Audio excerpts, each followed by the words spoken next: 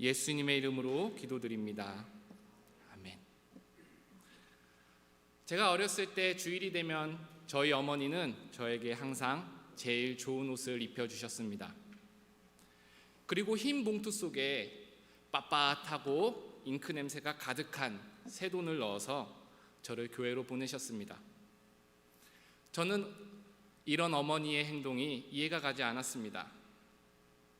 제가 새 돈을 헌금으로 드린다고 할지라도 하나님께서는 그 돈을 만지지 않으실 뿐더러 이 돈은 곧 은행에 다시 입금될 거란 사실을 알고 있었기 때문이죠. 어린 저는 어머니의 수고를 이해하지 못했습니다. 지금에 와서 다시 생각해 봅니다. 저희 어머니도 잘 알고 계셨습니다. 당신이 은행에 가서 바꿔온 새 돈이 결국 돌고 돌아 은행으로 다시 갈 것이란 사실을요. 그래도 어머니는 한 주도 빠짐없이 저를 위해 헌금을 준비해 주셨습니다. 어머니는 왜 그렇게 수고하셨던 것일까요? 아마 어머니는 어린 아들에게 가르치고 싶으셨던 것입니다. 예배를 준비하는 정성을 말이죠. 아주 사소한 습관에서부터 시작해서 저의 삶의 모든 면에 이르기까지 하나님을 예배를 준비하는 정성을 알려주고 싶으셨던 것입니다. 그것을 위한 작은 실천이었던 것입니다. 예배는 우리가 왕이신 하나님께 나아가는 예식입니다. 따라서 우리는 모든 정성을 기울여 예배를 준비해야 합니다. 왕 앞에 나아가는 사람이 어찌 그 만남을 쉽게 여길 수 있겠습니까? 왕에게 드릴 예물을 준비하는 사람이 어찌 그것을 함부로 준비할 수 있겠습니까? 성경에 보면 왕이신 우리 하나님은 모든 예배를 받으시는 게 아닙니다. 하나님께서 기뻐하시는 예배가 있고 또 하나님께서 받지 않으시는 예배도 있습니다. 오늘 본문은 하나님께서 받지 않으시는 예배에 대해 이야기합니다. 하나님께서 이스라엘 제사장들에게 말씀하십니다. 너희가 준비한 예물과 너희가 드리는 제사를 받지 않겠다고 말이죠. 무엇이 문제였을까요? 이유는 간단합니다. 그들이 바로 더러운 제물을 하나님께 드렸기 때문입니다. 말라기 1장 7절에 보면 너희는 더러운 떡을 나의 제단에 드렸다. 또 1장 8절에 보면 너희는 눈 멀고 병든 희생 제물을 가지고 왔다. 성경은 분명히 가르칩니다. 흠이 있는 제물을 하나님께 드리지 말라고요. 신명기 15장 21절에 보면 그러나 그 짐승이 흠이 있어서 절거나 눈이 멀거나 무슨 흠이 있으면 내 하나님 여호와께 잡아드리지 못할지니. 모세의 율법은 이렇게 여러 차례 선포합니다. 하나님께서 받지 않으시는 제물에 대해 가르치고 있습니다. 그런데도 불구하고 말라기 시대의 제사장들은 흠이 있는 제물을 가지고 나옵니다. 선지자의 표현에 따르면 그들은 하나님의 식탁을 더럽히는 사람들이었습니다. 왜 그랬을까요? 제사장들이 하나님의 율법을 읽어보지 않아서 그랬을까요? 이 사실을 몰랐기 때문에 그랬을까요? 아마도 그런 이유는 아니었을 것입니다. 한편으로 이스라엘의 제사장들도 나름의 변명이 있었습니다. 말라기 시대는 이스라엘 사람들이 매우 힘들게 살아가는 시대입니다. 이때는 이스라엘 사람들이 바벨론에서 예루살렘으로 돌아온 지 얼마 안 된 시기입니다. 포로민에서 자유민이 되었기 때문에 그들의 생활은 녹록치 않았습니다. 폐허가 된 땅에서 가난과 싸우며 도시를 재건하기 위해 온갖 고생을 합니다. 이뿐만이 아닙니다. 이웃에 있는 많은 민족들은 이스라엘 백성들에게 친절하지 않았습니다. 언제든 기회가 되면 이스라엘 사람들을 괴롭히고 그 땅에서 쫓아내려고 했습니다. 이러한 상황 속에서 이스라엘 사람들은 몸과 마음이 지쳐갔고 하나님께 불평하기도 했습니다. 이 사람들은 하나님의 약속의 땅으로 돌아오면 괜찮아질 거라 믿었습니다. 조금 힘들더라도 하나님의 성전을 건설하고 그곳에서 예배를 드린다면 하나님께서 영적으로, 물질적으로 축복할 거라 기대했습니다. 하지만 여전히 이들은 생존을 걱정하고 있어야 했습니다. 먹고 사는 일을 걱정해야 하는 사람들에게 예배는 어쩌면 사치처럼 느껴질 수도 있습니다. 그래서 제사장들은 이렇게 생각했을 것이에요. 우리는 힘든 와중에도 제물을 드렸습니다. 우리는 할 만큼 했으니 하나님의 은혜를 받을 만합니다. 하나님께서는 반드시 우리 예배를 받으시고 우리를 불쌍히 여기셔야 합니다. 이렇게 제사장들은 스스로 생각하며 하나님의 식탁에 올린 음식을 보며 충분하다고, 이만하면 할 만큼 했다고 생각했을 수도 있습니다.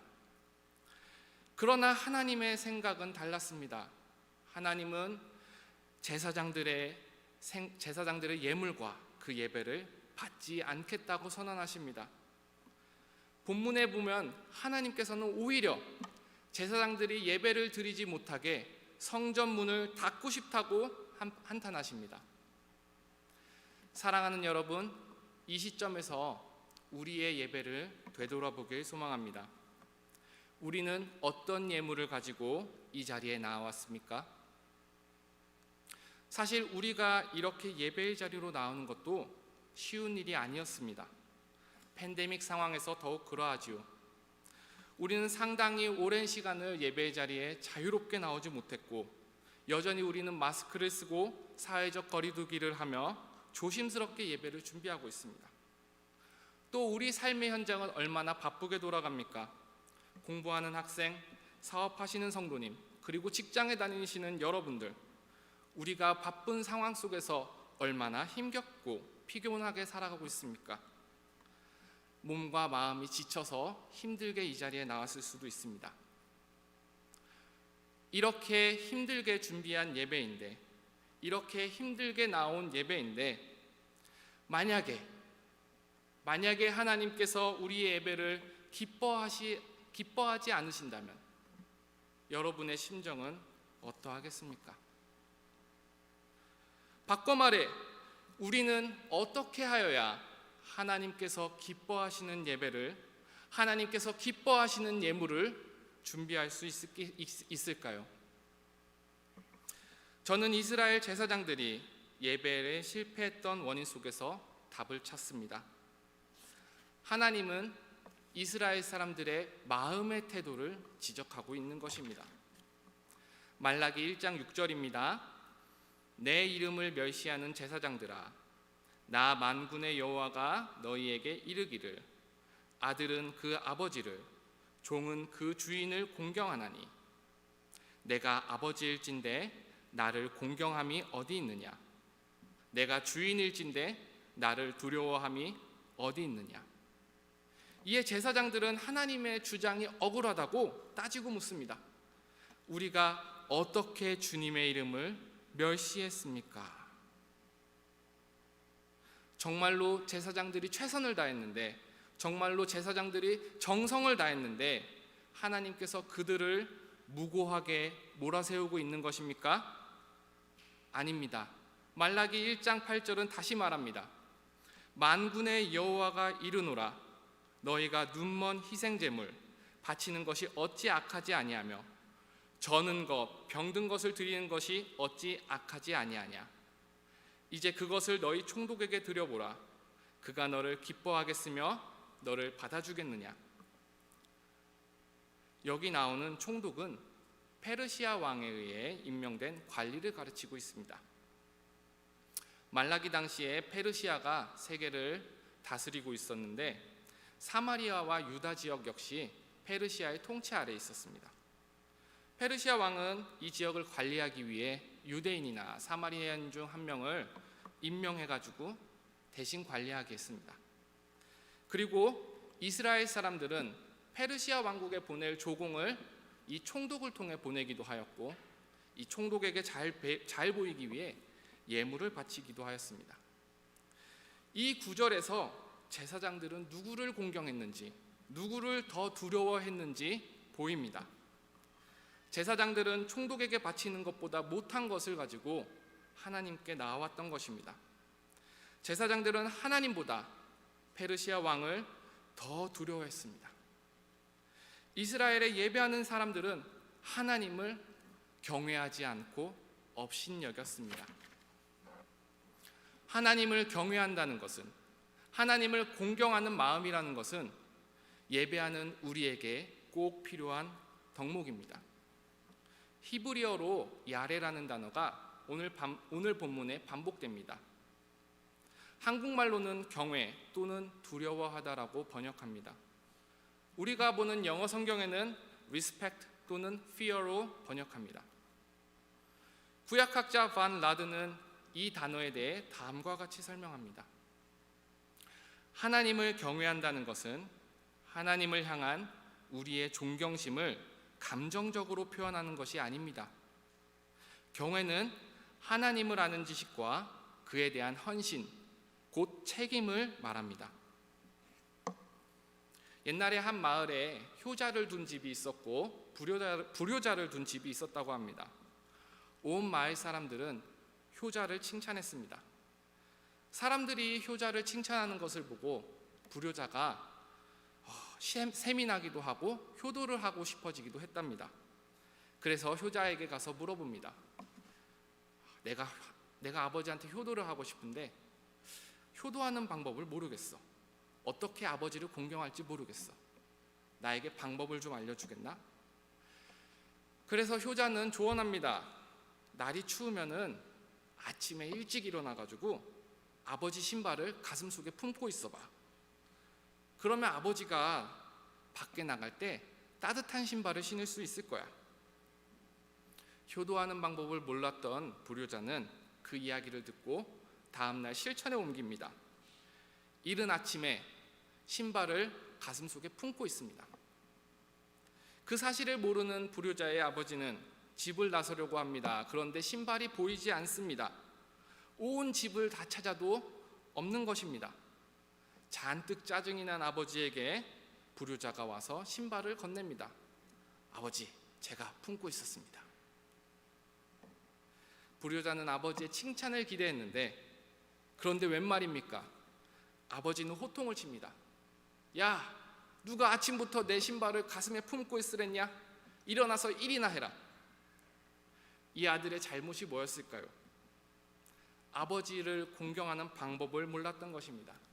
더 자세히 얘기하면 아버지가 무엇을 좋아하는지, 아버지가 어떤 사람인지, 아버지가 아들에게 무엇을 원하는지 생각하지 않고 그냥 맹목적으로 공경하려 했다는 것입니다.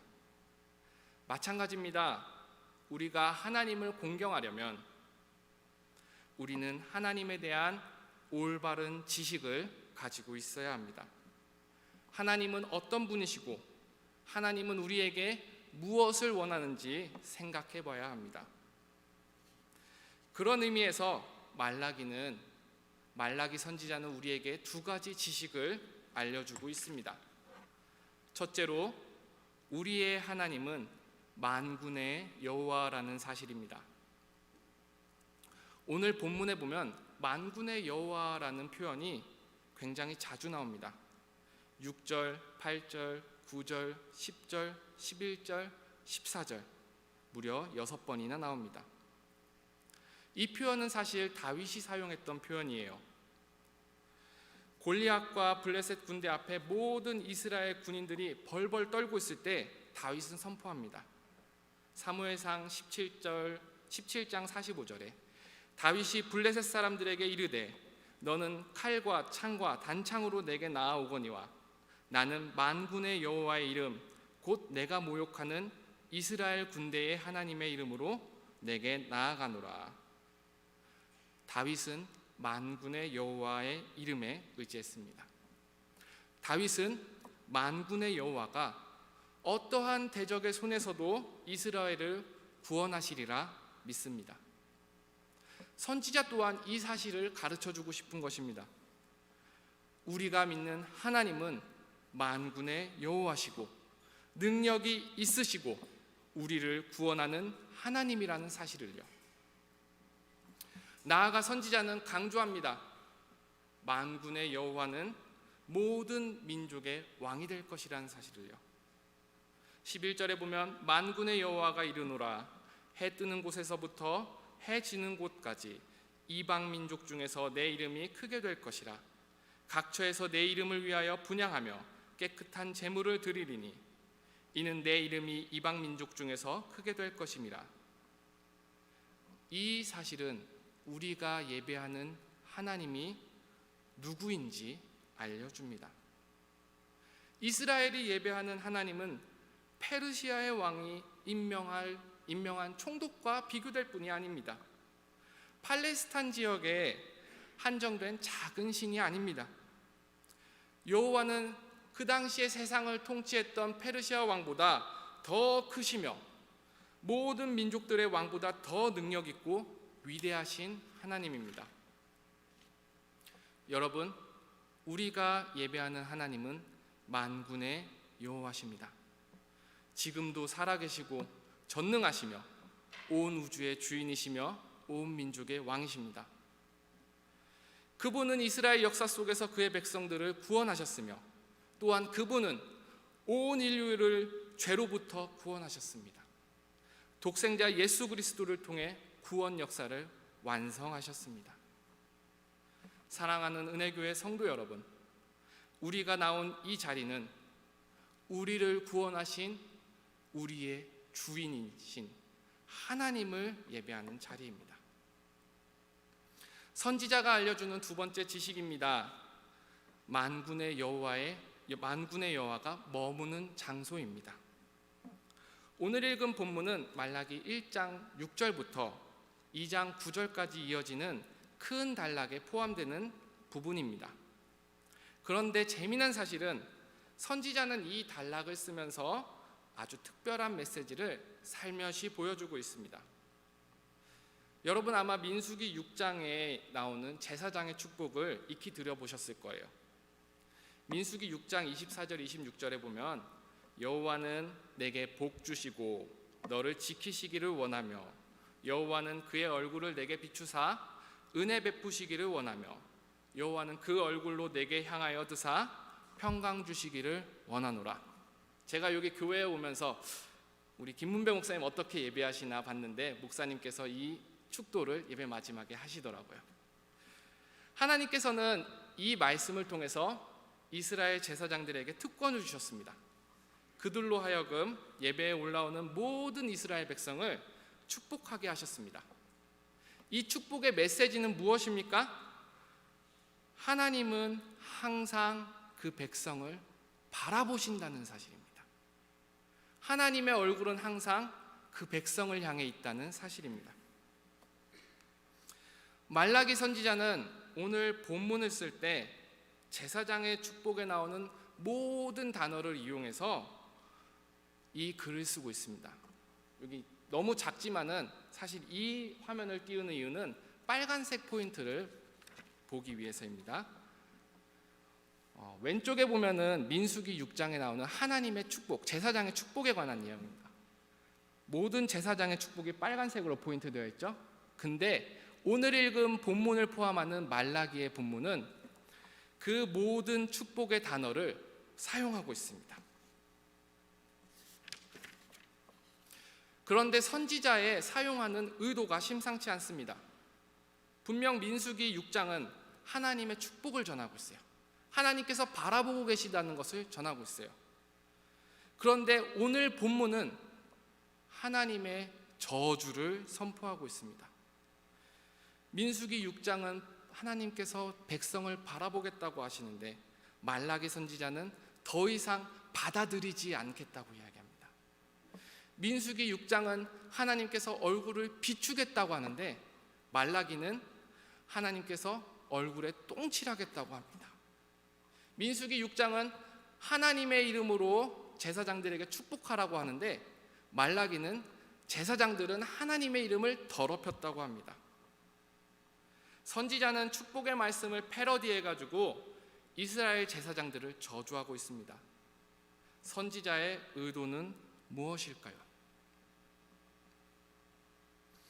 선지자는 이스라엘 제사장들의 삶의, 이스라엘 제사장들의 고백이 모순 덩어리라는 것을 강조하고 싶은 것입니다. 제가 선지자의 의도를 풀어서 이야기해 보도록 하겠습니다. 지금 이 말씀을 읽고 있는 독자 여러분, 여기 좀 주목하여 보십시오. 여기 제사장들은 날마다 말합니다. 하나님께서 우리를 지켜보시고 우리와 함께 하시며 우리에게 복 주신다고요. 그런데 이 사람들은 말뿐입니다. 이 사람들은 마치 하나님이 없는 것처럼 행동합니다. 이 사람들이 정말로 하나님의 임재를 믿는다면 흠이 있는 재물을 가져오겠습니까? 하나님의 식탁을 보며 더러워졌다고 코웃음치겠습니까? 하나님 앞에서 도둑질하겠습니까? 하나님을 속이겠습니까? 아니요, 그럴 수 없습니다. 하나님께서 지금 우리를 바라보고 계시고 우리와 함께 하시는데 우리가 어찌 하나님의 예배에 정성을 다하지 않을 수 있겠습니까? 여러분, 제사장들을 믿지 마십시오. 그 사람들은 모순덩어리입니다. 이 사람들은 자기가 믿고 아는 대로 살고 있지 않습니다. 우리는 선지자의 글을 통해 배웁니다. 우리가 예배하는 하나님은 그의 얼굴을 들어 언제나 우리를 바라보고 계시다는 사실을요. 나아가 선지자는 우리에게 권면합니다. 우리가 정말로 우리와 함께 하시는 하나님을 믿는다면 하나님 앞에 합당한 삶을 살아야 됩니다. 선지자가 알려주는 이 두 가지 지식을 한 줄로 요약하면 다음과 같습니다.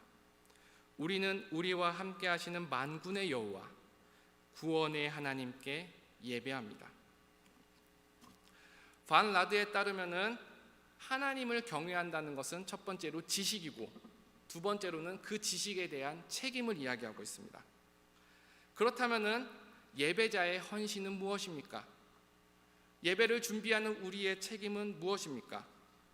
바로 우리가 믿고 고백하는 것을 삶에서 살아내야 합니다. 이스라엘의 제사장들의 입에는 고백이 있었습니다. 그들은 하나님의 축복을 날마다 선포하며 함께 하시는 하나님을 노래했습니다. 그러나 그들의 삶은, 그들의 실질적인 삶 속에는 하나님이 없었습니다. 그들은 마치 하나님을 모르는 사람처럼 살아갔습니다. 그들은 아는 것에 책임지지 않았고 믿는 것에 헌신하지 않았습니다. 그렇기 때문에 그들은 흠이 있는 재물을 가지고 나와 하나님의 식탁을 더럽혔습니다. 그렇다면 제가 한번 여쭈어 보겠습니다. 믿음 안에서 형제 자매가 되신 은혜교회 성도 여러분, 오늘 하나님의 식탁은 어떤 모습입니까? 이 식탁은 깨끗한 식탁입니까? 아니면 더러워진 식탁입니까? 예수 그리스도의 구속 사역으로 우리는 더 이상 희생 제물을 올리지 않습니다. 바울은 말합니다. 그러므로 형제들아, 내가 하나님의 모든 자비하심으로 너희를 권하노니 너희 몸을 하나님이 기뻐하시는 거룩한 산 제물로 드리라. 이는 너희가 드릴 영적 예배니라. 오늘날의 예배에서 우리는 우리 스스로가 거룩한 산 제물이 되어 하나님의 식탁에 올라갑니다. 우리는 이것을 믿고 이것을 고백합니다. 그런데 여기서 우리가 잊지 말아야 될 사실이 있습니다. 우리의 암과 우리의 믿음은 우리에게 삶의 헌신을 요구하고 있습니다. 따라서 저는 오늘 이 말씀에 근거하여 여러분께 권면드리고 싶습니다. 사랑하는 성도 여러분, 하나님께서 기뻐 받으시는 예물을 준비하십시오. 이 예물은 그리스도의 피로 깨끗하게 된 우리 자신입니다. 우리는 하나님의 식탁에 깨끗한 예물로 드려져야 합니다. 그렇다면 우리의 책임은 무엇입니까? 바로 그리스도와 동행하는 삶을 살아야 되는 것입니다. 그러므로 우리는 기억해야 합니다. 삶의 매 순간에서 생각해내야 합니다. 하나님께서 우리를 향하여 얼굴을 드사 우리를 지켜보고 있다는 사실을 기억해내야 합니다. 우리가 이것을 기억할 때에 성령님께서 우리의 삶을 인도하시리라 믿습니다. 만약에 하나님께서 우리의 믿음과 삶을 보시고 오늘의 예배를 기뻐 받으신다면 이 예배는 우리 삶에서, 우리 인생에서 가장 큰 축복인 줄 믿습니다. 우리 다 함께 기도하겠습니다. 사랑의 하나님,